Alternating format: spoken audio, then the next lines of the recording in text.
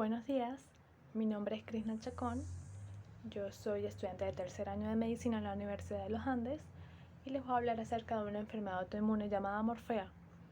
Recordemos que las enfermedades autoinmunes se encargan de atacar nuestro propio cuerpo, nuestras propias células, estas células que se encuentran sanas, pero al atacarlas causan daños que nuestro propio cuerpo no es capaz de luchar contra ellas. Hoy les voy a hablar acerca de morfea. Esta es una enfermedad muy extraña, muy rara, muy poco conocida.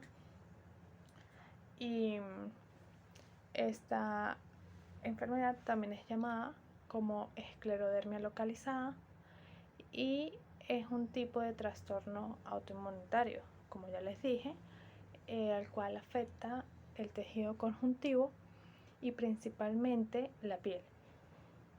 Pero también se encarga de afectar en casos más prolongados o más graves, se encarga de afectar estructuras subyacentes como la grasa, fascia, músculos y también los huesos.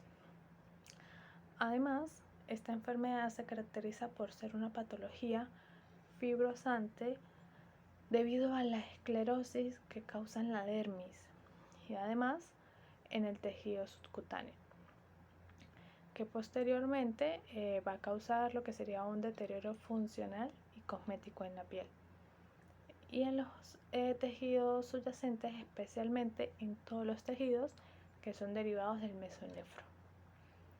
Hoy en día la patogénesis de la morfea no está bien estudiada, pero se han postulado diversos factores desencadenantes, dentro de los cuales se encuentran los fenómenos autoinmunes, las disfunciones vasculares y por supuesto la predisposición genética. Asimismo, se han sugerido algunos factores exógenos como lo es la radiación, las infecciones o la exposición a sustancias ambientales que puedan tener algún papel causal. Es importante mencionar que hasta el día de hoy se considera la morfea como únicamente con problemas estéticos y no se asocia a ninguna enfermedad interna. Pero si definimos bien a la enfermedad, esta la podríamos describir como un trastorno en el que los depósitos excesivos de colágeno provocan un engrosamiento de la dermis y además en muchas ocasiones en los tejidos subcutáneos. Entre ellos está involucrado la grasa, las fascias, los músculos y los huesos, pero no los órganos internos. Y esta característica es fundamental recordarla, ya que esto la diferencia de la esclerosis o esclerodermia sistémica. También otro dato importante es que la morfea casi siempre evoluciona hacia la inactividad de forma natural y se clasifica a su vez en distintos tipos, pero es posiblemente que varios de estos tipos estén presentes en un mismo paciente. Al hablar de su etiología, en la mayoría de los casos se desconoce la causa de la morfea, pero hoy en día se cree que podría ser por una predisposición genética que pueda conducir a una liberación de citoquinas mediadas inmunológicamente, causando así inflamación, disfunción del metabolismo del tejido conectivo y posterior fibrosis. Pero estudios actuales hoy en día discuten lo que sería la posibilidad de que la morfea con el tiempo progrese hacia lo que sería la esclerosis o esclerodermia sistémica. Pero por ahora lo que se cree es que son enfermedades totalmente distintas, con mecanismos inmunopatogénicos distintos. Bueno, ahora continuamos con lo que sería la clasificación de la morfea. Esta la podríamos dividir en 8 tipos, son bastante distinguibles uno del otro. Y como les dije anteriormente, Estos se pueden presentar 1, 2 o más tipos en una sola persona. Tenemos la morfea en placas, la morfea generalizada, la morfea superficial, la morfea lineal o en línea, el CUP de Sabre o golpe de sable, la morfea panesclerótica discapacitante de la infancia. Tenemos un síndrome que es el síndrome de Parry-Romberg, y por último tenemos la atrofodermia de Pierini y Pacini. Bueno, comenzamos aquí con lo que sería la morfea en placas. También la podríamos conseguir como morfea circunscrita. Esta es la más común, la que podríamos encontrar con mayor facilidad. Esta se presenta como una especie de parches de piel abultada. La podríamos conseguir con un aumento o con una disminución de la pigmentación, y va a afectar a lo que sería solo las capas superficiales de la piel. Esta morfea en placas comúnmente se va a presentar redondeada, como podemos observar en las imágenes. Generalmente su diámetro va a oscilar entre los 1 y los 20 centímetros, pero en algunas circunstancias podría ser mayor. También podríamos destacar que ellas comienzan como unas manchas de color malva, pero posterior a unos meses cambian a color blanco marfil en el centro, pero el borde de color lila. Y luego posteriormente estas placas o estas manchas se vuelven de color marrón. También debemos tener presente que estas placas se van a presentar sin pelo, van a ser suaves, no van a sudar y pueden aparecer en ambos lados del tronco de manera asimétrica, y también las podemos conseguir en las extremidades.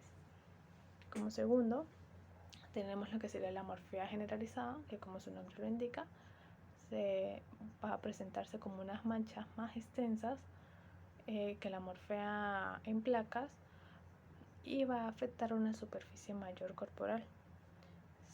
Vamos a decir que estamos frente a una morfea generalizada cuando hay más de 4 manchas en la piel y que afecta más de 2 partes de nuestro cuerpo. Luego tenemos aquí la morfea superficial.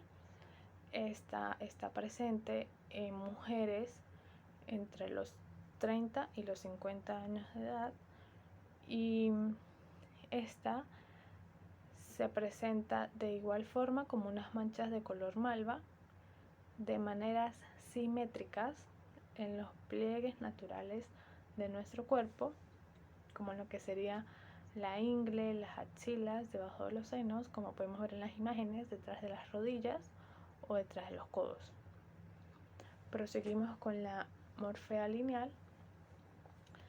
Ella comúnmente se presenta en los niños y en los adolescentes, y como su nombre lo indica, consiste en una banda o una línea de piel abultada. La podemos presentar tanto en las piernas como en los brazos, en las manos, y en los casos así más prolongados, más extremos, este tipo de morfea afecta lo que sería el tejido subcutáneo y el músculo que se encuentra justo por debajo de la lesión. También tenemos lo que sería el CUP de Sabre o el golpe de sable, que este corresponde a la esclerodermia lineal, que se presenta en la cara, en el cuero cabelludo o en ambos. Esta tiene como característica principal que la zona del pelo afectada se pierde de zona permanente, y la zona del cráneo podría estar afectada también y contraerse. También tenemos la morfea panesclerótica discapacitante de la infancia, que como su nombre lo indica, es común en niños, es una presentación rara y produce un endurecimiento de la piel y por obvias razones también del músculo subyacente, donde en los casos más extremos también afecta el crecimiento de los huesos y puede producir diversas contracturas articulares y úlceras que no cicatricen. También tenemos el síndrome, que es el Parry-Romberg. Esta es una rara enfermedad neurocutánea en la cual la morfea lineal va a estar asociada a una hemiatrofia facial progresiva, que también se va a asociar a su vez a migraña, dolor facial, epilepsia. Esta es una enfermedad degenerativa extremadamente rara y muy poco comprendida en la actualidad, pero se sabe que se caracteriza por una lenta y progresiva atrofia facial unilateral que afecta al tejido celular subcutáneo y por ende al cartílago, al tejido graso y a las estructuras óseas. Como les dije ya, su etiología es desconocida, su comienzo es muy lento y usualmente comienza durante las 2 primeras décadas de la vida. Por último, queda la atrofodermia de Pierini y Pacini. Esta se manifiesta como una depresión en la piel causada por una pérdida significativa de tejido subcutáneo y consiste más que todo en una dermatosis primaria con atrofia dérmica de naturaleza incierta que causa desfiguración en la zona afectada. Bueno, ya culminando con lo que serían los tipos y las clasificaciones de la morfea, proseguimos a hablar de la incidencia. La morfea, como es un proceso relativamente infrecuente, tiene una incidencia aproximada de 3 de cada 100.000 habitantes de los Estados Unidos.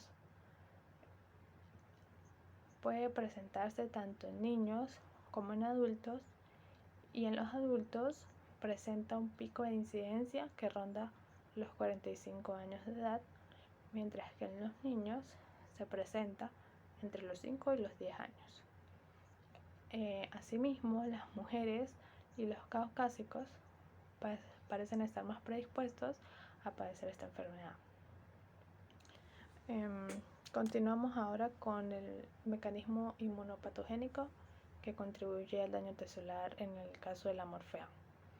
Como les venía diciendo, aunque la patogénesis de la morfea no está entendida por completo hoy en día, es muy probable que se trate de un proceso multifactorial que conlleva a un desequilibrio entre la producción y la destrucción del colágeno. Es por eso que las lesiones de la piel se caracterizan por principalmente una exagerada presencia de un infiltrado de linfocitos TCD4, un exceso en la producción de colágeno tipo 1 y tipo 3 y un depósito de matriz celular. Además, va a haber un importante aumento en la producción de colágeno y así una fuerte inhibición de la degradación del colágeno debido a la presencia de anticuerpos dirigidos contra la colagenasa MMP1. Y finalmente también vamos a mencionar, a tomar en cuenta los daños en los vasos sanguíneos pequeños, la activación de linfocitos T y la alteración de producción de tejido conjuntivo, los cuales constituyen los 3 componentes principales de la esclerosis.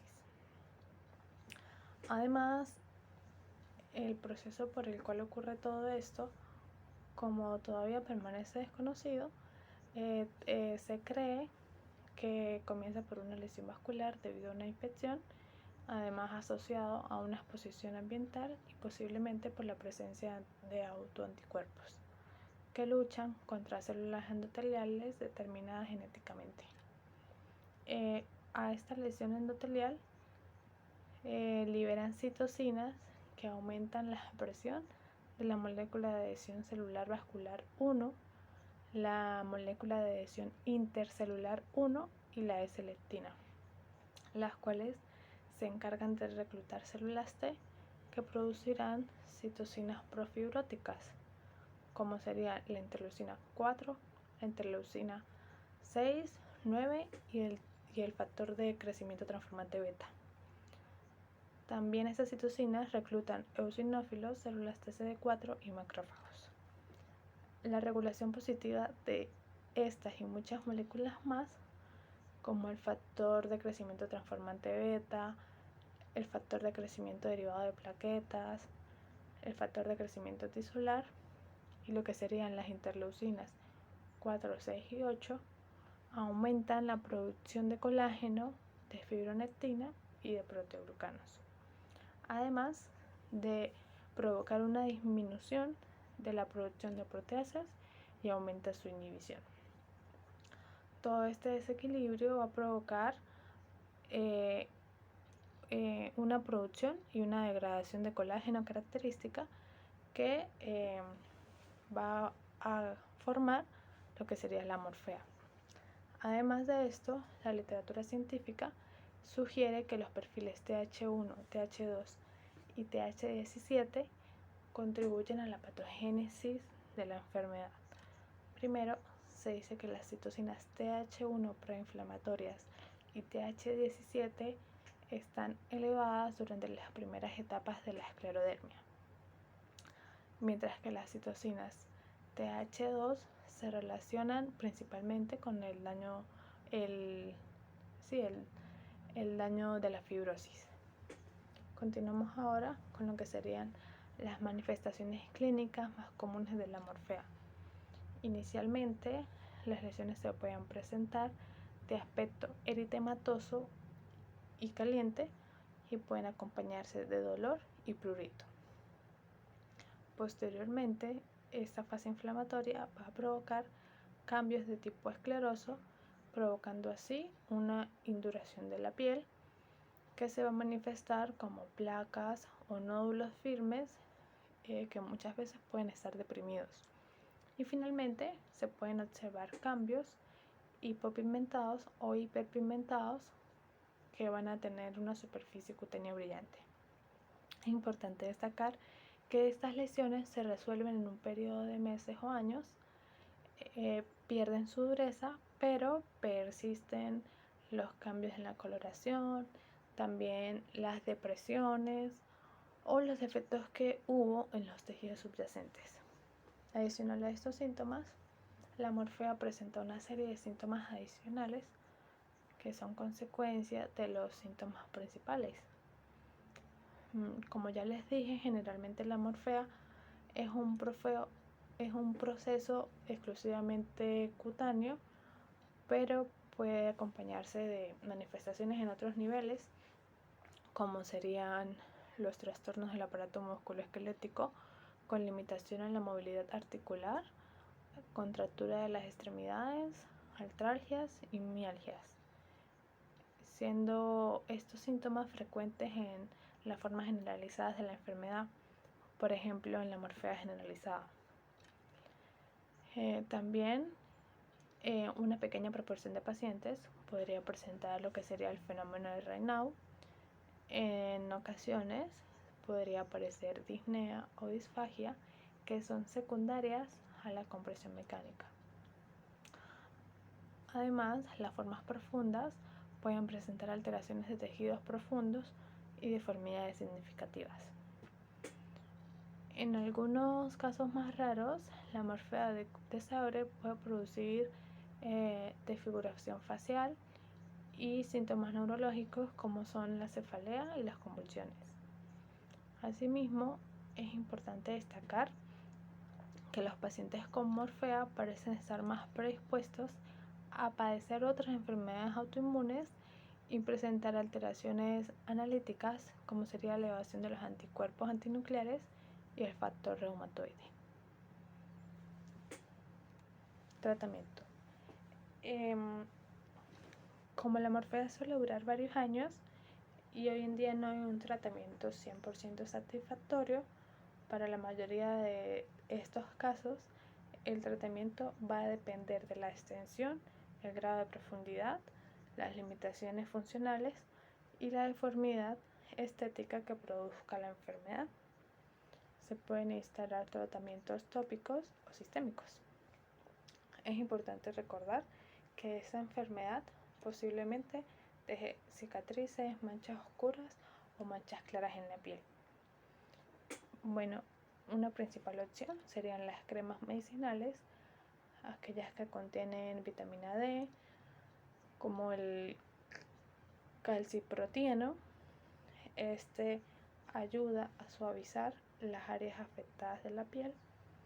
Por lo general la piel afectada comienza a mejorar en los primeros meses del tratamiento, pero presenta efectos secundarios como ardor, escozor y erupciones. Bueno, otro tratamiento muy importante sería la fototerapia. Esta ayuda totalmente gracias a los rayos ultravioleta que pueden ser útiles para tratar la morfea superficial y la morfea profunda. También tenemos el uso de medicamentos orales que ayudarían al tratamiento, como aquellos medicamentos de tipo inmunodepresor como el metrotexato, o también algunos medicamentos de tipo corticosteroide. Por último, es importante tomar en cuenta la fisioterapia. Este es un tratamiento muy recomendado en los casos donde haya afectación de las articulaciones, con la finalidad pues de preservar o mantener los rangos normales de movimiento. Aquí, a continuación les voy a hablar del diagnóstico. Al hacer el diagnóstico de esta enfermedad, es importante no solo confirmar la presencia de esclerodermia, sino también su alcance, su gravedad, porque también hay que considerar si se encuentran implicados algunos órganos internos. La esclerodermia limitada y difusa a veces puede limitarse por la presencia de algunos anticuerpos en la sangre, algunos que son denominados antinucleares. Entonces, el diagnóstico pues puede ser muy difícil, sobre todo en las primeras etapas, y muchos de sus síntomas son comunes o pueden confundirse o coincidir con el de otras enfermedades, especialmente las del tejido conectivo, como la artritis reumática y el lupus. Además, los distintos síntomas pueden desarrollarse por etapas a través de un largo periodo de tiempo, y muy pocas personas con esclerodermia presentan exactamente los mismos síntomas y efectos. Aunque esta enfermedad pueda ser detectada por sus síntomas más visibles, la existencia de esta no puede comprobarse mediante una única prueba. Deben hacerse una serie de estudios, debe considerarse un tiempo prudente para poder dar un buen diagnóstico de la enfermedad. En cualquiera de los casos, el diagnóstico lo suelen dar médicos con amplia experiencia en el tratamiento de esta enfermedad, y deben tener en cuenta lo siguiente: el historial médico de la persona, incluir los síntomas pasados y los síntomas presentes del paciente. Debe realizar un examen minucioso del examen físico y pruebas que tengan una gran variedad de test y algunos otros estudios que sirven para la confirmación del diagnóstico. En cuanto al pronóstico de esta enfermedad, podemos decir que la morfea casi siempre evoluciona hacia la inactividad de forma natural, y pues por lo general las lesiones van mejorando gradualmente durante un periodo de tiempo de años, e incluso pueden desaparecer espontáneamente.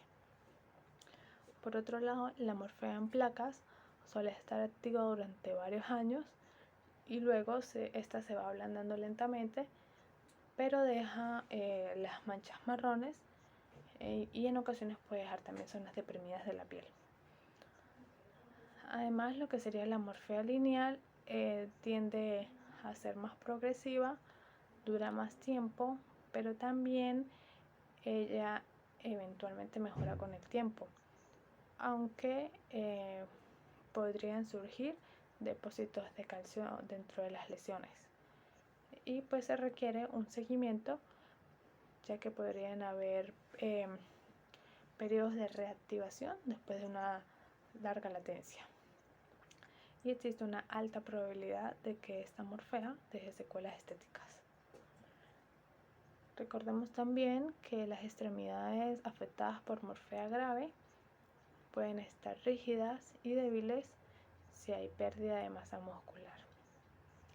Además, si afecta a lo que serían a los niños y a los adolescentes, el crecimiento puede verse afectado. También un estudio realizado encontró que la morfea que se desarrolla en la infancia tiene un curso de recaídas y remisiones y produce lesiones mucho más graves que la morfea que se presenta por primera vez en la edad adulta. Y por último, es importante destacar que la morfea muy raramente puede ser mortal, pero lo que sí causa es un daño al estilo de vida, a la calidad de vida, ya que puede causar desfiguración de tipo facial o en las extremidades y en el tronco, y también incapacidad para realizar todas las actividades diarias. Bueno, por último, tenemos aquí las pruebas de laboratorio más comunes que nos sirven para identificar las enfermedades autoinmunes, en este caso, pues en el caso de las morfea. Primero que nada, los análisis de sangre tienen un papel muy pequeño en la evaluación de la morfea, aunque las pruebas confirmatorias se realizan a veces para ayudar en el diagnóstico. Podemos encontrar lo que serían incrementos policlonales de la inmunoglobulina G y la inmunoglobulina M, especialmente en los pacientes con morfea lineal y con morfea profunda.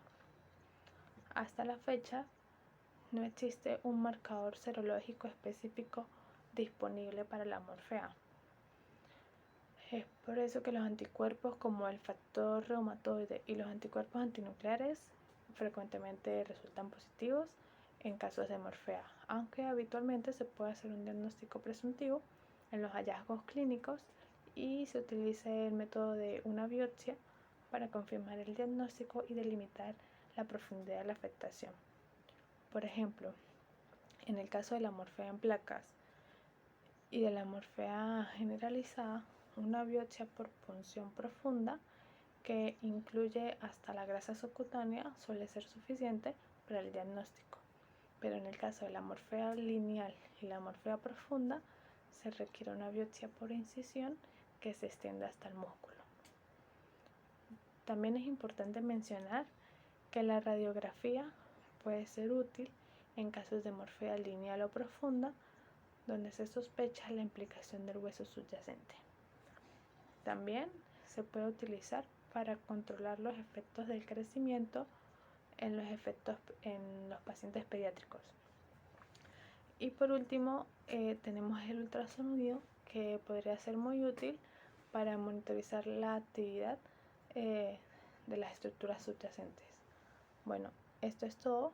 Podríamos concluir que esta enfermedad trae más que todo consecuencias estéticas, más que todo para la piel en sus etapas más profundas, pues debemos recordar que va a atacar a los tejidos subyacentes, a lo que sería la grasa, la fascia, los músculos, y terminaría por atacar los huesos. Bueno, aquí yo les traje para complementar un caso clínico. Este caso clínico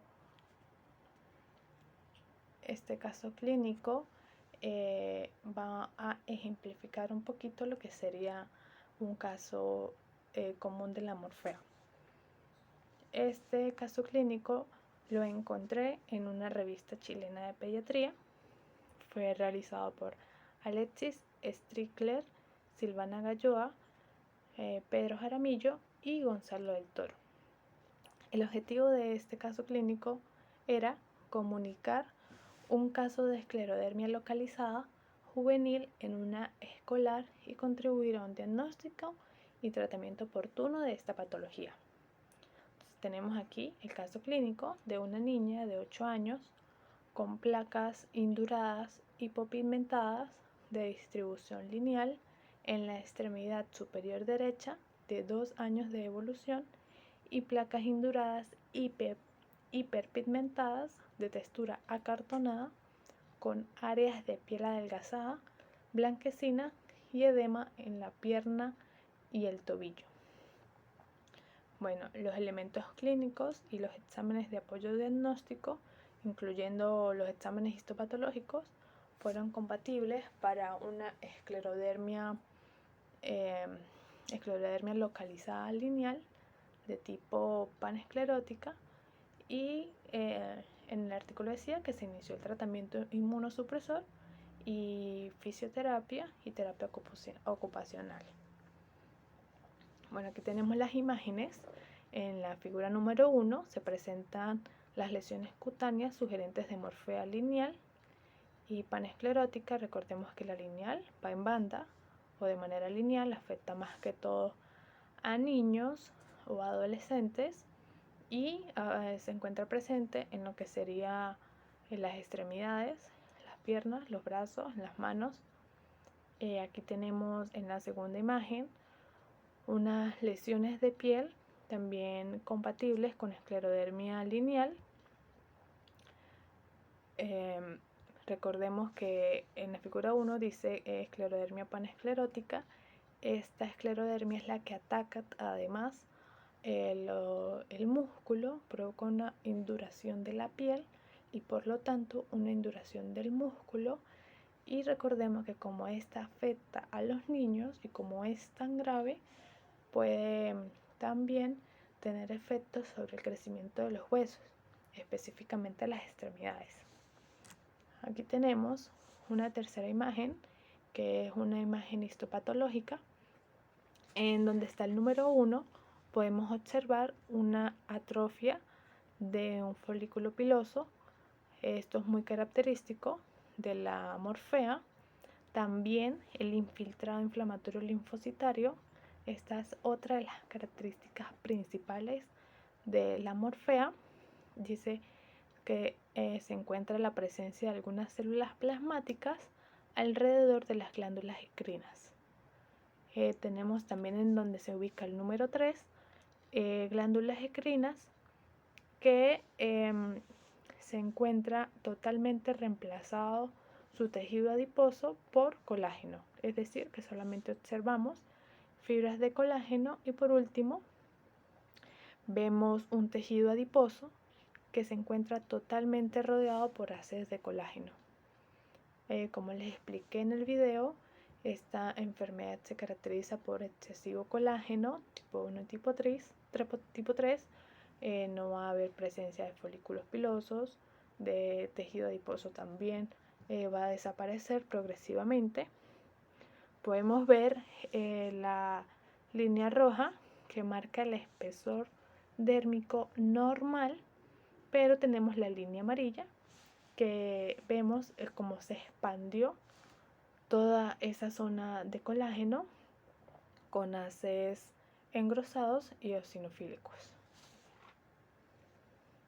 Bueno, en este diagnóstico de la niña se basó más que todo en lo que sería el cuadro clínico. Es muy fácil detectar la morfea visualizándola en lo que serían las extremidades, pero también nos podemos ayudar con una biopsia de piel y tejidos subcutáneos, ya que muchas de las enfermedades autoinmunes se parecen entre sí. También en el caso clínico explicaban que realizaron exámenes de tipo hemograma, pruebas tiroideas, inmunoglobulinemias séricas, complemento y reactantes de fase agudo totalmente normales, radiografía de extremidad inferior derecha, radiografía de tórax, ecocardiografía y ecografía abdominal normal. Estos últimos exámenes se realizan con la finalidad de encontrar si hay alguna agresión hacia los órganos internos. En cuanto a su estudio inmunológico, tenemos el estudio de ANA, 1 de 40 homogéneo, el factor reumatoide positivo, el ANCA-C negativo, el ENA 0,98 negativo también y el anticoagulante lúpico negativo. Todo esto se realiza con la finalidad de descartar más patologías autoinmunes. Y por último tenemos aquí que la biopsia cutánea demostró una epidermis de espesor conservado. A nivel subepitelial se evidenció fibrosis de la dermis papilar y reticular, compuesta importantemente por fibras colágenas engrosadas que se extienden hacia el tejido subcutáneo y que rodean a las glándulas endocrinas. Son datos importantes que nos guían hacia el diagnóstico de Morfea. Además de un escaso tejido adiposo en la periferia y un moderado infiltrado linfohistocítico. Esto es muy importante, muy característico de la Morfea. Por último, folículos pilosos atróficos y escasos. En las conclusiones se pudo llegar que, se evidenció que se presentaba un caso de Morfea de tipo lineal, de tipo panesclerótico, que podría también corresponder a una forma mixta de Morfea, confirmado histopatológicamente, confirmado también con los exámenes de laboratorio compatibles, y en el que hubo un retraso de 2 años en el diagnóstico, pero ya no sería por tipo médico, sino porque la niña no la habían llevado a un hospital y ya tenía 2 años con esas manchas en la piel. También se le aplicó tratamiento de tipo inmunosupresor, al que fue favorable según lo esperado. Bueno, muchas gracias. Esto fue todo y espero que les haya gustado.